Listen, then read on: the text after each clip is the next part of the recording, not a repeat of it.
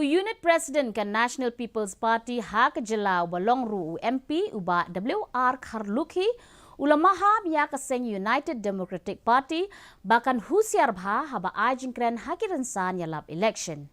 Uba Kharlukhi do halor ke jingkan tho kinong yalam ke Seng UDP ha ke por Ialap Ilekshon bahkan sadon ke jingkala ha ke sorkar lada ke Seng ke job na soyong constituency. Ulaban ru ba ka jingkala ha ka sign perthai kan ja hadin ka jinget hep vote ha soyong da ka babenrap bakala bandon ka jingkala ka bakraw lane ka berit hinrei kan sadon AA. Shushu uba Kharlukhi ong balada ka Seng UDP ka don kum kani ka jingmut jing perkhat bakan kini ia ulakam sinsyar hadin ki election na ka NPP kan long ka basisha bakin sa syaweng no na ka sorkar. So it's quite natural.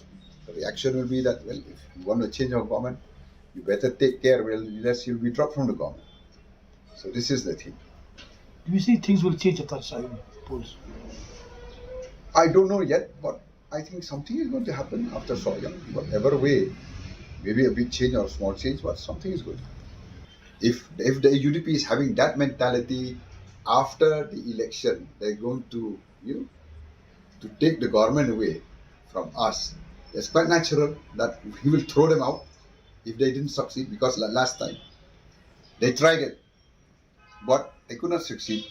We were able to form the government. Of course, they came begging to us to give them two ministers. Ki pulit ka is